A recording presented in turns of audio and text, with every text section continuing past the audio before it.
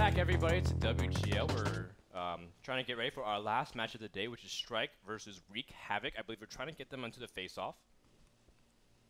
I think we're trying to get them to the face-off. I think so. I don't know. I think I hear them. Do we have them ready? Oh, not quite ready yet. So just 1 second, and they'll be ready for their face-off. Okay. Yeah. So let's go ahead and talk a little bit about these two teams. Maybe you can pull their bios up instead and get ready to discuss maybe their rosters before we go into the actual game discussion. But we've had a lot of fun series those far. Randall, what's your favorite series that you've had? Today? That you've been able to watch? Today, I think I actually kind of liked watching when Ermagerd Carnivern actually lost in their proc push. Because it's not so much that I liked watching them lose, it's the fact that it proved that the strat wasn't perfect and that you can counter that kind of thing and that there is balanced play in World of Tanks. You can't just derp into people and win. You saw that, well, someone over to I think we have a rebuttal from the president of the Trouble 2 fan club. I have to say, my favorite one was probably the IS-3 played on Himmelsdorf. Who was playing that? Oh, yeah. Trouble was playing on that. Oh. He was the MVP easily. And that That was definitely the best battle. Rookkill. You can point out highlights. I just, wanted to point out something a little different. I enjoyed the fact that it was a cool strat that didn't always work, and that's interesting to me because it could have worked. It could have worked. It could have. Yeah. If a few things had gone differently, if a few of those lights had gone to different positions, if a few shots had connected, those are the little things that count, and that could have thrown the match one way or another. And I would just, it's nice to see it go that direction. Definitely could have. So I have to agree, guys. I think that series was really fun. I actually really also enjoyed the Fulcrum game as well. Just seeing their coordination is really something to behold. Yeah. Just be able to see that kind of teamwork exist. And that's kind of what we've come to expect at the highest Premier League in North America. Keep in mind, guys, that if you're an amateur team, we do have qualifiers for this league, but we also partner up with different leagues that's going on with Wargaming. For example, the 8-seeded teams was the Major League Championship Series, the top 8 teams from there. And that's how we were able to pull a lot of our top teams that we have now. Yeah. So coming up next, we have our 5th match, which is Strike versus Wreak Havok. We have them ready on the face-off. We can bring it up onto the screen for you right now so you guys can get acquainted with those faces. Those lovely faces. There we go. Well, one of them's a face. Well, one of them's a face. Another one is that's a bat chat. Oh, webcam just died. That's sad. Well, at least we can hear him, right?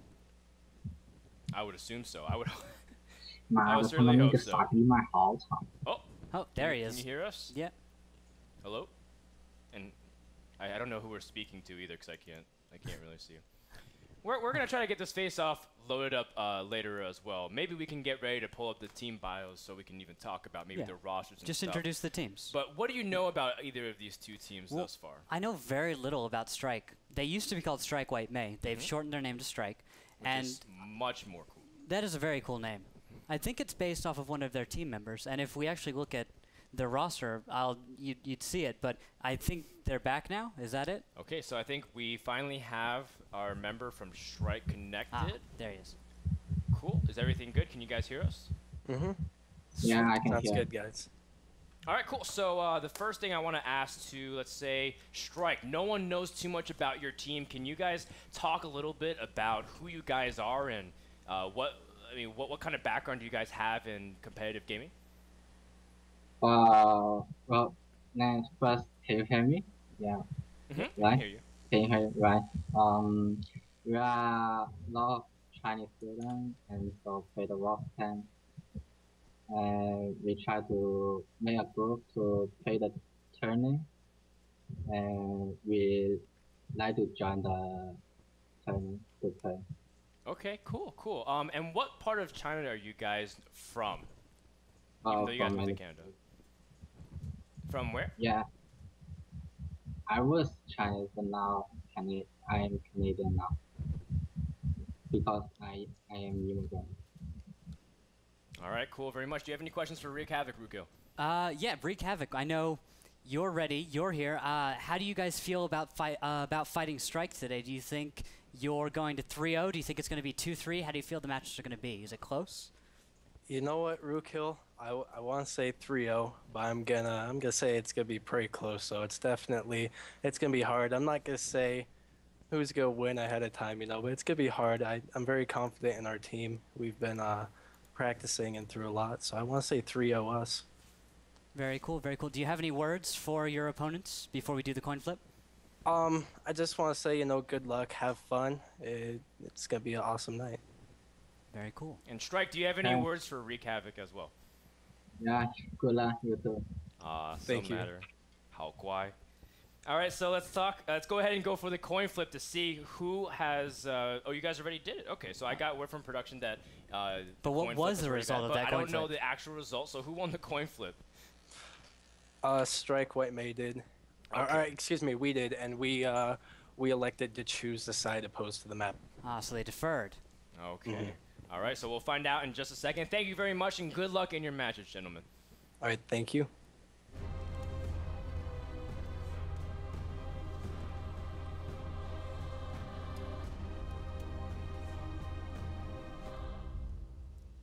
Man, the music is so dramatic for Himmelsdorf. I'm expecting Clutch to bust out in the cape and start singing Phantom of the Opera. It's just so magnanimous. Which could be reflective or foreshadowing the game on Himmelsdorf. I want to see what's going to happen, especially Strike, who is motioning towards the east side. They are the red team in the bottom half. They did choose this position. Wreak Havok chose Himmelsdorf. They are the blue team in the north. Greeter, let's go ahead and talk about what's actually panning out relative to all of them you going spoke to the about. east side. As you can see, a very, very big push going up into the hill. What is that? It looks like 4 tanks are moving up there. 3 tier 8s and a single tier 1. Yep, that is an IS-3, a T-32, and a T-69. We actually, Lustburnt was pushing Borgata 01 up the hill for a little ways before he lost some speed. That's interesting to note that a T-32 doesn't quite go as fast uphill as an IS-3 does with those perfect skills. It's, well, it's just one of the many pros of the T-32. You always naturally have battle buddies to push you up. Exactly. You force teamwork. Sniper Food has been spotted for Strike, as they are going to just be very cautious and leave one member of Strike at the tank alley, but so is the same for Wreak Havok. Wreak Havok is actually pretty spread out all throughout. Kazo does get lit here. Who? And who is that down there? That is Fish. And he's going to try and do a little bit of reverse angling, but it's not quite perfect here. And there's just going to be kind of a standoff between the IS-3s. Meanwhile, we have Call Me Sarge has been spotted, also the T-69 over on the top of the hill. The T-32 is going to take a nice hold-down spot on the hill, and it's going to be very difficult for Call Me Sarge to loosen that grip that Borgata has over this position. Yeah, Borgata does have a really great position, and behind him, the T1 is going to move up, and further back is Lustburn and Nasher. Did they get spotted? Did you see if that happened? They did not get spotted. Oh, so that could really work out in their favor if the T-69s decide to try and push this hill. We have a T1 engagement on the hill as the shots have been exchanged. In the end, Knight's Armament will barely be able to take out Smokey. Guys, that is RNG. Just all skill. Not even close. That's when you type it into the chat. Where both teams can see. Easy, easy. Now, that was a very close engagement, and that T1 can turn out to be the big thorn in the side of Wreak Havok. If Knight's Armament's able to still get some really good spots, especially proxy spots on the hill, is very nice. yes, but you just have to watch out because he has only 3 health. So if Patton, for example, were to spam across the map, there's a chance. There's a chance if he aimed at the right angle, even at all that distance, just one hit, one little hit. I mean, there's a chance coming down the hill, he might get a little airtime and die as well. Here we it's go. a very big chance. Bargata is going to charge head first. The shot just ricochets off the turret. Invade just going to charge immediately, but gets a couple of shots from Lustburn. And now Callus has to kind of rotate in. The T-32 drops. Bargata is out of commission. Call Me Sarge trying to get some shots as well onto Lustburn. Strike not in a good start as they lose 2 of their tier 8s and the Knight's Armament. They backed down the hill to ram him. That was actually a pretty smart move on their part. They didn't waste any shells in the T1. They made sure to focus on the correct targets, and then they just backed down to get the kill. So that was very well played. Now White May and Nasher are going to do some recon and try to gather themselves for the hill. Meanwhile, another T1 skirmish might happen over towards the western side of the map. But even then, that's still not as important as the fact that Wreak Havok still has all 5 of their tier 8s barely scratched. As the person with the least amount of health is invaded, and he still has almost over half his Oh no, health. here it comes. Shots fired, and Call Me Sarge is going to go down to 6, 384, and ooh, shots missed as Nasher and White May have fired, I think, let's see, 2 to 3 shots each. They're going to hold their shells. Or Nasher should probably back off right now and reload. White May can sit here, finish off Sarge if he comes back, but at this point it would be wise for Nasher to reload because Sarge still has a battle buddy up there. And now we see a push from Wreak Havok, Snipe for Food, and Callus moving down Tank Alley. Fish is trying to hold on as long as he can, but Snipe for Food going to try to use that 110 frontal armor to shove down this lane. Yep, Foch does have the advantage of being the defender. He does fire and miss. Oh, and a flank shot. Kazo is coming in from his western side. It is, Foch is really in a bad position here. He has to make something happen. His allies need to come back him up because he's going to go down here. Kazo getting good shots again on Fish. Meanwhile, White May getting really low, but Nash was able to finish off Call Me Sarge. Fish also barely lives. Very good rolls for Strike, but it's not going to matter. A Snipe for Food is going to be able to get... Well, actually, nope. It was Kazo that gets the last hit, but Snipe for Food able to at least be there for moral support. The last couple members remaining from Strike are just a couple of low hit point tanks. The T-69 still clipping. Nasher can't really get there to defend. White May has to defend himself. Invade going for the ram. He is going to suicide, but it's well worth it. Definitely worth it. Now, Nasher is the only one left alive. Not a chance. And Red Base under attack. Minute 36. Nasher is up on the hill, and, you know, Wreak Havok knows this. He's going to push over that telephone pole in his disappointment of his team. Sad face. Destroy things in your rage, Nasher. It's definitely one of the more fun things in World of Tanks, as most of the environment is destructible unless it's a giant building or just an incredible obstacle. Nasher going to try to roll down the hill, get as much as he can done, but realistically, with 10 seconds left, and 4 members up from Wreak Havok, Nasher is sitting on his last legs. Does manage to take out the T1 to buy himself a couple of seconds, but it's not really going to matter. Oh, actually, hold that thought. Nasher does get the shot to delay it.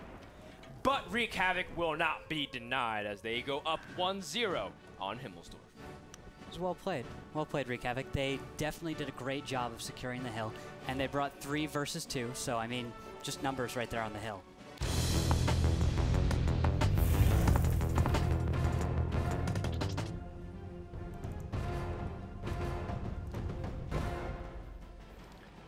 Welcome to Ruinberg. In the bottom half, we have the red south side team. It is Strike, currently down 0-1, making a big motion towards the western part of the map. In almost mirror-esque fashion, the blue team in the north, Wreak Havok, will be making a move to the Delta Village. Is Ruinberg based off a real city? I have no idea. I just always assumed it was a very simply named, you know, Ruinberg, and Berg just being, I don't know, town or city or... German. Yeah. So I thought it was just Ruined City, and that was it. Well, that would definitely be a very appropriate term. Indeed. But let's look at the tank lineup. I actually noticed that there's an all autoloader team for Wreak Havok. They've brought 1390, 2 5100s, and 2 T69s. Yeah. So they're looking to burst down whoever shows up. Whereas Strike White May's got 2 IS-3s. They want to play in the west. Yeah, and they've got 2 T69s and a 5100. So I'm really wondering how this pans out, because IS-3 is a great alpha, and it will work in the favor of Strike if they can get first shots off, if they get some really nice early damage out of those IS-3s. Yeah, you know, and that's, I mean, it works very well if they're able to fight in that quadrant of the map. But if Wreak Havok already kind of gets a strong indication. They went to the Delta Village, nobody is there. They have, is it Invade? No, they have a scout in the corner of the map. I don't know if it's Unknown One or Smokey. But they have someone really making sure that K-line is also covered as well. And that just really secures the knowledge. Okay, Strike's got to be in the western part of the city. It makes sense. A couple of IS-3s, and they're not here. Yeah, it's the lineup definitely telegraphs that kind of play. You can really tell when you see what your enemy lines up with, what they're going to do. You can't bring IS-3s into the east and play as well as that full autoloader setup. They're faster, more maneuverable, and they have better view range. that's actually an important factor. IS-3s are, sometimes we jokingly say that they're blind because they actually have terrible view range. They, I think it's like, what is it? It is 300 and... I feel terrible blanking on it. Yeah, I feel terrible for you as well. Yeah, I'm sitting here like, Because usually you are the tank encyclopedia, and well, now you don't even know us. I'm sad that I don't know. It's 310? Apparently That's, you that are doesn't know. the That 310. tankopedia not. from No, it. 310. I just say it confidently and make Randall second guess himself. No, 310, no way. Mission accomplished. It's actually 376.42. You do actually But get it decimals, actually kind is of, if you 310. begin calculating your view range based on bonuses like Well, your crew member skill, We'll have to, stuff like that. Even damage is done in decimals. It's just well, actually, rounded I don't actually know the in the UI. Yeah, I actually, I don't really know how they round out view range. I'm pretty sure they round down, but I don't think they round. you don't think they round? It's to the decimal, I'm pretty sure. Well, there's no way I've ever been able to verify definitely that. seems to be an integer value rather than a decimal value, but we'll see how. I mean, we'll actually check right after this broadcast. We'll get that information you eventually. Meanwhile, that view range or lack thereof hasn't really been the best friends of either Borgata or Lustburn. They're the most furthest advancing down each other's lanes, and yet they can't get the spots. But then again, there is nobody to spot. Wreak Havok controlling the A row and the E row over on the eastern side.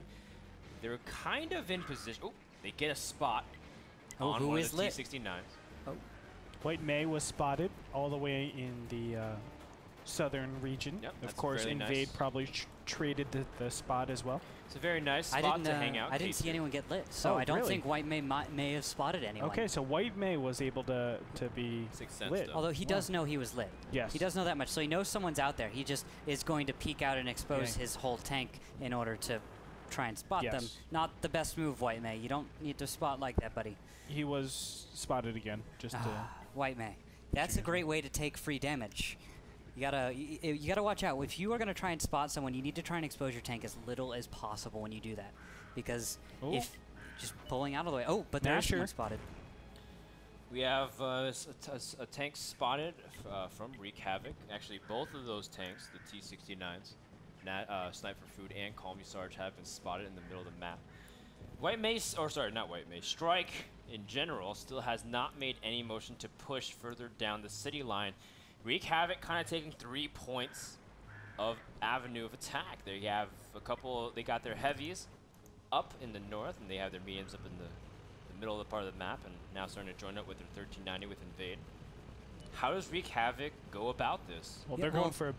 Oh, I'm sorry. Go There ahead. we go. Actually, Borgata is going to take a hit right now. They're beginning to maneuver so that they can deal some damage and really mess with White May. They've forced Borgata into a really uncomfortable position. I would be uncomfortable if I were here in an IS-3. He's out in the middle of the road. He doesn't know where the rest of Wreak Havok is, but they are moving in. We've seen, wow, Wreak Havok is very split up right here. This is the opportunity for White May to make a push and catch some tanks that are not with the rest of their group.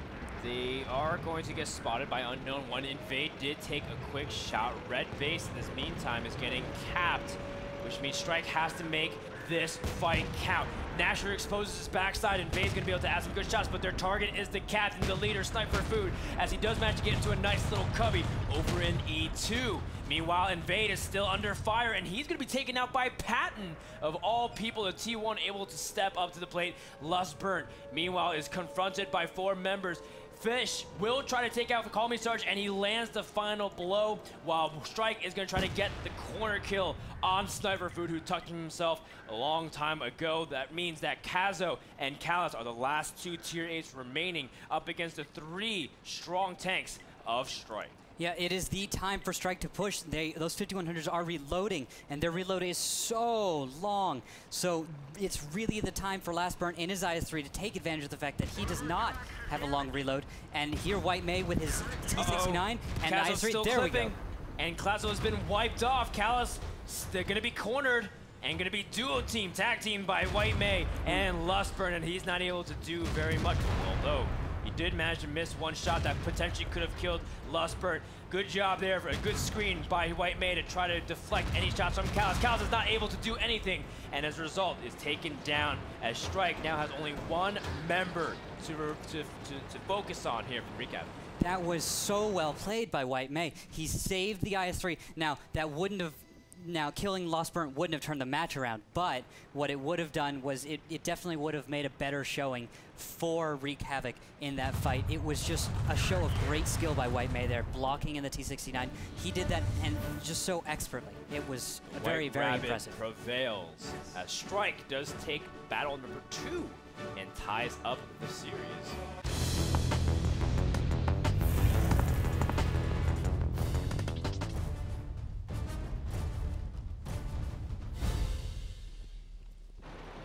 Again, shout out to Mr. Joshua Clutch Gray, who is on the driver dedicated observer cam for the neck. Getting a nice little shot of Strike, the red team in the north side of Mines. The first time we've seen Mines all night. Kind of surprised about that. Wreak Havok is the blue team in the south. Or did we have you seen Mines today yet? Say again? Have you seen Mines today yet? I don't remember. I don't know. We have not seen Mines. There's always been Ruhenberg, Proc, Himmelsdorf, Steps, and like Abbey/Airfield whenever we get the we even we saw Airfield more than we've seen Mines today. Yeah, that's weird. Mines is a go-to map that it's a lot of people like. It's so awesome. It's a great map. I love playing on Mines. At least I guess maybe people aren't as confident with Mines. And this is one of the most familiar, easy to familiarize yourself with too. It's the first map that I started recognizing in World of Tanks. They could be avoiding it because everyone knows. Well, maybe no one's confident enough that they can beat the other guy. Because if everyone's familiar with Mines, then it's who's the best at Mines. But maybe you're not so sure. Yeah. Either that or you have a very specific strategy. Maybe you're just more confident in other maps. Either way, the match has kind of hit a giant halt as Wreak Havok does have a member on the hill to kind of stall it out. But Greator, can you break down what we're seeing right now? Just incredibly defensive positions over here from Wreak Havok. They're not really looking to be aggressive. A lot of the positions that these tanks are taking are just to punish any movement, whether it be the western island or the center in Mines. So I'm sorry, I don't mean to laugh while you're now. It's just that Clutch managed to catch the birds squawking. It's like quack, quack. I don't think birds quack. They squawk. Gaming, get it right. Well, it sounds close enough, maybe. I mean, it's a seagull, right? Yeah, whatever. I still hear it. Does anyone else hear it? No, it's not in my ear. Poor you. I don't hear anything. Okay, I hear the rumbling of tank engines. That's also definitely something to pay attention to as well. Lighthouse is pretty high up. Be very cool if you can get a tank up there, but I don't think that'll ever be possible. You can put a tank just below the lighthouse. There's a nice little bush, a raised position. If you drive fast enough or push somebody, you can get up there. In fact, you can get to a lot of cool spots on Mines if you push your buddies. We can see a little bit more of that maybe in the later stages of the game. Meanwhile, if you can get a good review. Sorry, Borgata is spotted and takes a hit from Smokey. 2 hits from Smokey, who is over in H1. A very common position that I've seen. Actually, I want to talk about the strat Wreak Havok has set up here. I recognize this from Clan Wars. Okay. This is the same lineup that we used on Mines when I was in Havoc. This is a version without 15 tanks. With 15 tanks, you would do this kind of layout. Oh, man. Knight's Armament tried to do something to invade, but was not able to, but he's got the important spot. Invade, getting nice shots on White May, and this is a lot of damage. White May, disorganized, runs into his teammate Fish and was not able to execute, and as a result, Fish is not able to get into position to assist Nasher. Invade will get away, and Unknown One will finish the kill. Huge mistake for Strike. Yes, that was massive mistake. Yeah, that spotting was so huge, and the positions, like I was talking about, that I was used to Wreak Havok using in Clan Wars, those positions have amazing cover on the hill and on the west side of the map. This is totally designed to counter any pushes from both the hill and from the west side. The east side is considered completely a null strategy. Why would you ever go east? So even though they are probably still prepared for that kind of push. Now, though, we have Fush is up on the hill. He actually has gotten up there during the reloads of the 69s. Calmy Sarge has actually moved up to replace Invade under the hill, where Lustburnt is now trapped. He is trapped behind what I would call the Rock of Death. It's where tanks go to die. Very ominous name. Oh yeah, it's just where tanks go to die. And here we go. Invade has actually come around for an awesome flank. Yep, Calmy Sarge and Khalees should be moving up right now. Sarge forward. going to pin Lust Burn into a tough position. Bargada is able to finish off Invade, but Strike has lost 5 of their members in total. Lustburn's also going to drop. Borgata's the last remaining member. The AMX-30 is not going to be able to stand up, at least even to this T-69 Unknown One.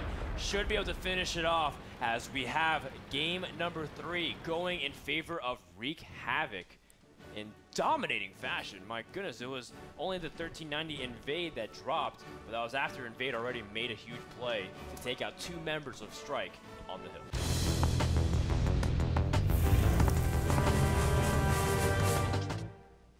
Couldn't have said it any better myself, Commander.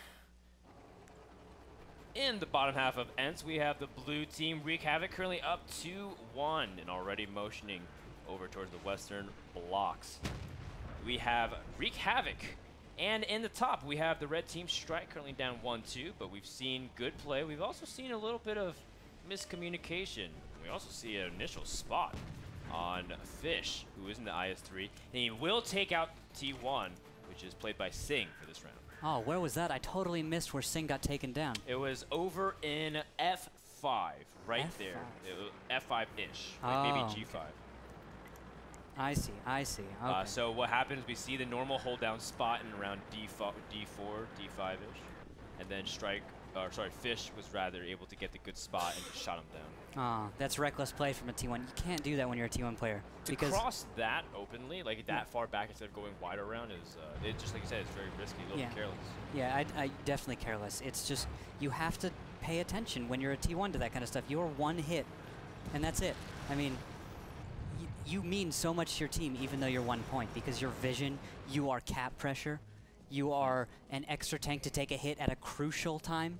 Not early on from an IS-3 whose shell it means nothing. If he'd missed the shell, it would have meant nothing. If he hit, that's actually a huge gain for Strike White May at this point. Wreak Havok only has a tier 1 left. Is that on the east side of the map, or yes, where it is over on the east side, over by J0. I'm going to throw it over to Kreetorp to get a better view of the mini map and to explain what's going on over here.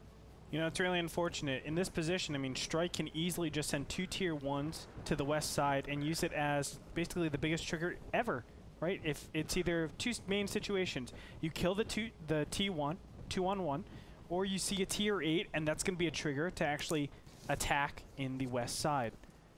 Very clear options, I think, for Strike. Let's see if they actually utilize that. Remember, just looking at the lineups. 110.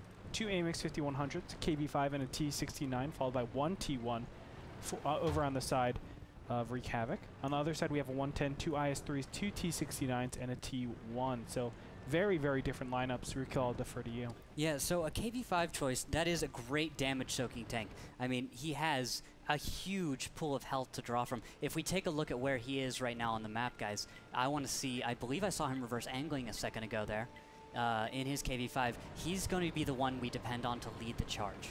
So he is the tank that we want to see lead the charge in a fight. He wants to soak a bunch of damage, potentially bounce a number of shells, and with that, you can really turn the fight in favor of Wreak Havok. That's the point of this KV5. Unknown One's playing it, then you have to depend, as Unknown One, on Invade and Call Me Sarge to follow up. Now, I'd expect Call Me Sarge and Invade to be close by to this KV5. I'm really sad that the KV5, you can't buy it anymore. Well, why did Wargaming take it off? It's just one of those things. You just kind of remove it. It didn't get too popular like the Type 59 did. It's just they remove it from the store. But I want it. Yeah, it seems like a good credit money. Well, now they give it out for certain events. I mean, if you win some events, you can get a KV5. Some tournaments they give them out, and there may be codes floating around. I'm not sure that could get you a KV5. There are campaigns still going on, by the way. If you want to, you definitely need to sign up with your clan. Go to worldtanks.com for all information. Yeah. Also, while you're at it, this weekend is Hit the Lights. We want to encourage everybody to play some light tanks as well. I recently bought a T50-2, and then a week later, they put it on 50% discount. So I am obviously very sad for my 360,000 credits. Well, at least it's not a tier 10, you know? Yeah, where it definitely was not a moment where I was very happy with my purchase timing. But I encourage you guys to do it because you get 50% credit bonus while playing some of those tanks. You can look again all the information at worldtanks.com. So interesting development here. We actually see Borgata is moving up the 7 line, and I'm seeing some pinging go out, directing, I'm pretty sure one of the tier 1s to begin running down the 8 line into the, what I would call the lumber yard. And over there, I believe they're just trying to get some nice control on the eastern side of the map. It's actually a very precarious position for Strike White May to be in because they're actually splitting their forces, and it's going to be hard for them to react to a push. If Wreak Havok picks up on the fact that Strike is split up like this, it will mean a push, and it will mean that the fight will probably go in favor of Wreak Havok at that point. But we also have to keep in mind that with Wreak Havok, you know, they have their KV-5. It's not too mobile, so if they stay defensive this whole time, yes, I completely agree they can isolate and just go for a cap right now. But if they stay defensive this whole time like they did last game, they can be in a world of hurt because that KV-5, it doesn't put out a lot of damage. It's obviously not an auto loader. It does soak up a lot, but you're able to come through the behind and really start shelling out damage on the autoloaders, the T-69s, the AMX 5100s. And bypassing that KV-5 without taking any damage is going to be one of the most important things to just dissect this this composition. Yeah, that is the whole argument behind bringing in KV-5. It's got so much damage. It doesn't do the best, you know, it doesn't hit as hard as other tanks, but it does really, really soak so much, which allows it to still put out great damage. So yeah, it's a great choice for tank, and it belongs in this kind of lineup, especially on Ensk. Its mobility is certainly its weakness, and it does have one huge, you know, R2-D2 unit up there in the front, Yep, which is... so you can pick it off and get some easy damage. Yeah, but that poor Radio Man. All you do is kill a Radio Man when you do that. So it's just...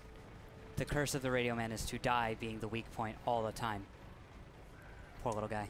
Although... Fun fact also, the KV-5 has 2 loaders, so there's 2 chances of you to have an insanely long reload. Actually 3 if you get ammo rack as well.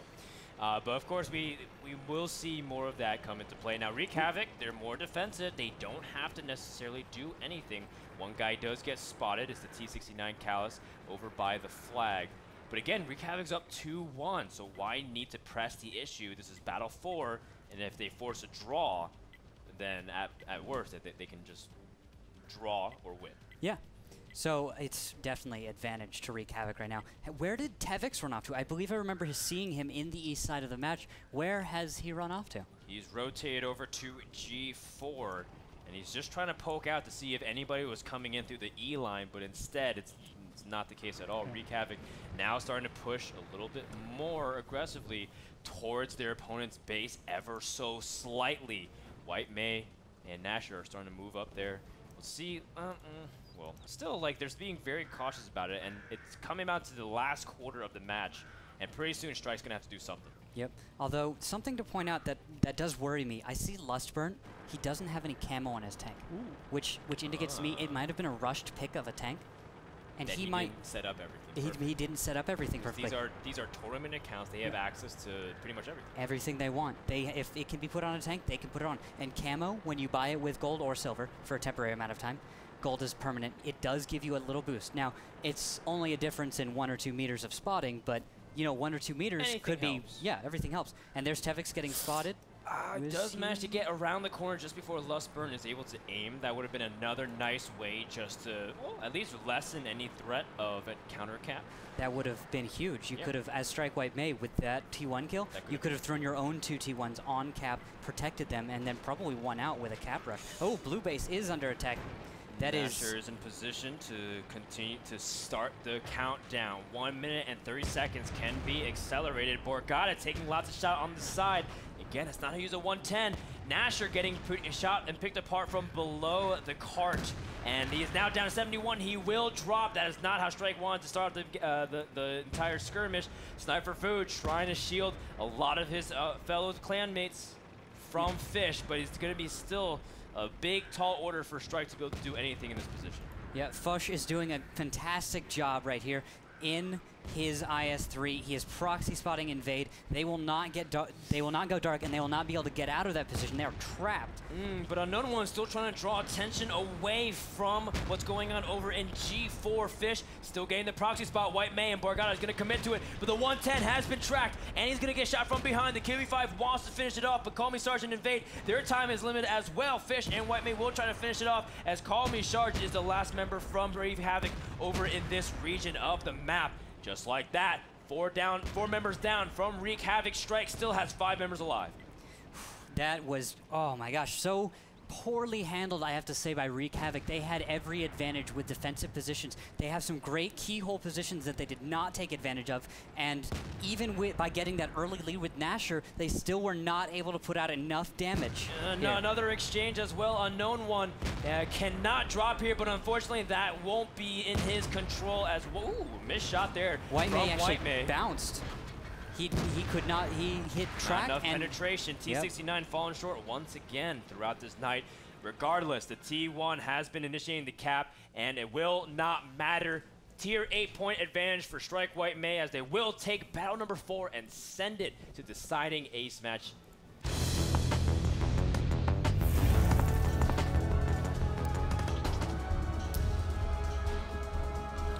Torp has graciously reminded me that Proc and Steps, as well as Gearfield, has not been played yet, so those would be the 3 maps we go until all 8 maps has been exhausted. In that case, we say go home, guys. It's a draw. Welcome to Abby. Let's go ahead and break down the tank composition. Greetor, would you do the honors? AMX 5100, 3 T69s, AMX 1390, and 2 Tier 1s over on Wreak Havok. The other side, we have 3 AMX 5100s, 2 T69s, and 2 T1 Cunninghams for Strike. So obviously all auto-loader lineups for both teams. Of course. Again, all auto-loaders, but we've got Strike deciding that they want another 5100 instead of Wreak Havok saying, let's go 3 T69s. But I don't know. I feel like I like a 5100 right now more than I like a T69. Yeah, and we'll talk about that in a little bit depending on results. Because if the T69s work out, then we can't really talk bad about the T69. They performed well. Played well. I mean, against this kind of armor lineup where you have almost no real armor. Might still work in your benefit. Yeah, it works just fine for when you have little armor, but when you're up against high armor tanks like the IS-3 and the KB5, T69 is I'm feeling less confident about it. Oh, first blood goes to Kazo here on Lustburn. Another shot does land on Lustburn. And that's free damage, as well as a couple baited shots. And on autoloaders, that means the world to a lot of these players. Again, Lustburn not putting any camo on his T69. Although, again, it's pretty negligible with this kind of brawl on Abby. Yeah. It probably won't come into play for this match, but if it were something more open or maybe a slower play, we'd maybe see that. But this is very similar to what we've seen in all of our Abby maps. I mean, Kazor is the only ones who haven't played the west side against the other team playing the west side. I mean, they're both meeting high road and low road here and deciding what's going to happen. This is probably the first one that's actually gone quite so slowly. Yeah, usually both teams kind of throw themselves amok into F2 and play King of the Hill free-for-all style, it seems like, at times. But now we've kind of hit a standstill where Fish, Nasher, and White May holding the front line, just making sure that if Invade were to poke out, he would be instantly shot to death. Not necessarily because they all shoot once, but in the sense they would light him up and try to eliminate him immediately. You'd be tracked out. You'd have to use your kit. The likeliness of being tracked again. Hey. Little pokes from the middle of the map by one of the T1s. I believe that's Tevins. So it's still going to just be annoying. Wreak Havok still having their T1s advance slowly, and they can kind of pressure. If there's 2 T1s versus the 1 back for Strike at base, then they can initiate a cap and kind of put Wreak Havok in a position where put Strike in a position where they have to kind of make a play. Oh, Knight's armament is moving up, and he's going to discover, I think, that Wreak Havok is entirely on the high road, yet he's going to get pretty far back here, and no one is waiting for him. This is a huge oversight by Wreak Havok. If Knight's armament can get into the backfield, he could spot, make a nice distraction, but here's the fight's already starting. Oh, a couple shots land on Singh and Kazo, so the free damage has been returned. Nasher taking big hits. He's also tracked. He needs to kind of make the U-burn his kit immediately, and he does. now Strike will have to advance forward. They use the dead body. Oh, but White May does get eliminated immediately, and Wreak Havok is in a good position. Borgata is going to try to capitalize by moving forward and taking out Singh. Call Me Sarge is also extremely weak, but Wreak Havok will try to rearrange to protect their Sergeant. It is not enough. 3 members remain each of tier 8 or higher. All members have been damaged. Callus is really weak, and now that awkward moment where you're trying to reload really fast to keep shooting. Yep. Borgata and Foch, if they are reloading, I think we're going to see them, their shells should come up 640. Knight's Armament's being as annoying as possible. Castle trying to ram him down, but Knight's Armament is being the X factor, trying to distract. Lustburns gets the kill on Callus that might turn the tides of the battle. Again, Knight's Armament adding damage from behind as Lustburn is able to finish off with a double kill. Kazo, the last remaining tier 8, is alive. This is going to start initiating a cap. 35 seconds on the clock. Someone from Strike has to do something to go back because they are getting capped out unless Kazo can stall for enough time. He does manage to finish off Knight's Armament. Is Wreak Havok really going to do this? 23 seconds on the clock. Borgata is on the way back. He is, I'd say, 20 seconds out. He will not have enough time, I predict, to get back and then stop cap. It will be so tight. No, he's not going to have it. He does not have it. There's no way Borgata has this. Oh no, all of a sudden a battle that went perfectly for Strike may have been rescued by Kazo stalling as 3 seconds, 2 seconds, 1 second on the clock. Wreak Havok will capture Strike's base in what a comeback of a scenario of all places on Abby. The 2 T1s being the heroes for Wreak Havok, securing the series win 3-2. I'm riled up. Fellas, talk to me about something. Greetor, what'd you think about that? I got this. T1s, man. Holy moly, man.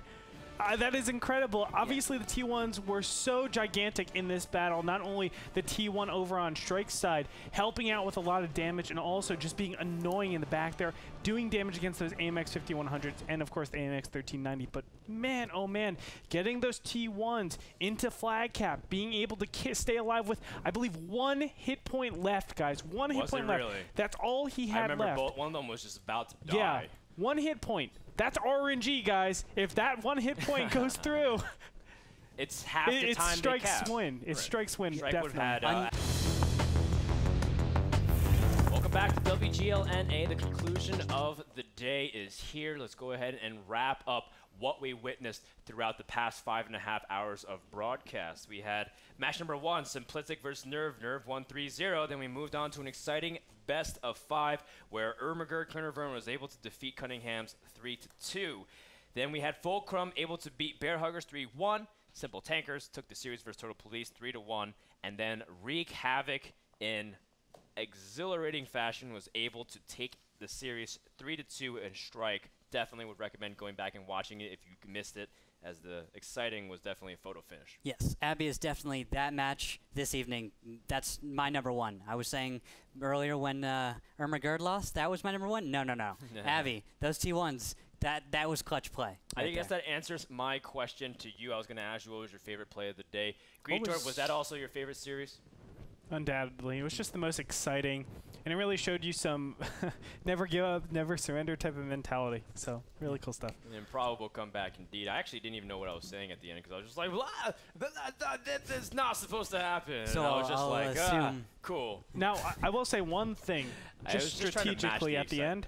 It does show you that if you do have a T1 Cunningham against T1 Cunningham fights, save that until the very end. You want to stop the cap rather than just trading out and hoping that you kill your opponent. But just I mean that could have done anything. If he stalled and was able to reset the cap maybe a couple of times, that could have bought Precious a few seconds. Even then, it was still close because I don't know if Strike was close enough to reset the cap. Borgata was still really far. Well, the T1 that ended up losing the fight near cap could have been the guy that hid late in wait. Yeah, I think that's what Andrew's talking about. There is a little spot in the back of Abby over by the K line where you can kind of like. There's basically no one that can kind of climb in without exposing themselves completely. But I assume that match was also your favorite of the evening?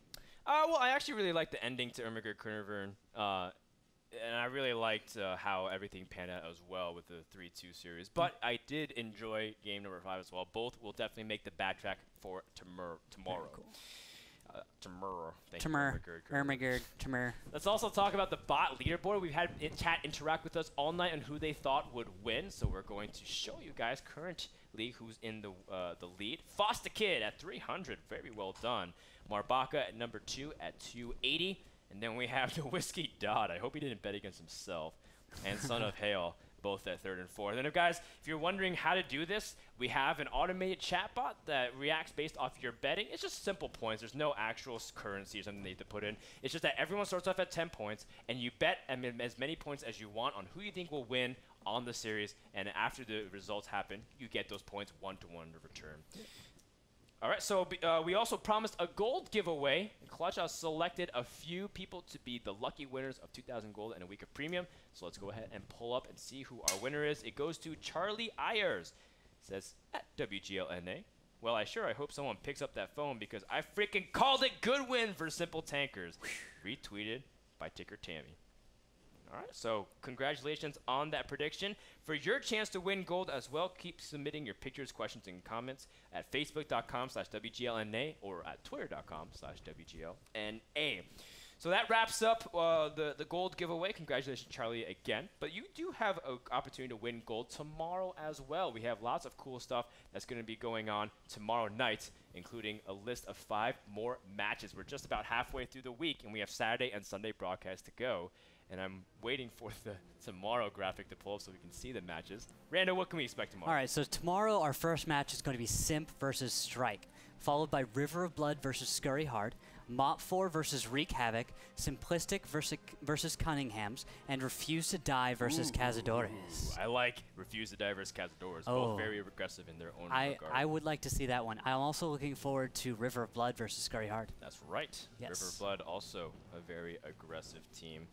And of course, there's a lot of opportunities for people to make up, like Simplistic obviously lost pretty poorly today. Strike barely losing out. Maybe they can get some revenge, but that's the thing. This is 3 weeks of play. Everybody gets to play the people in their division once before the finals, and then we take the top teams to Las Vegas, Nevada. We'll talk about that in a second.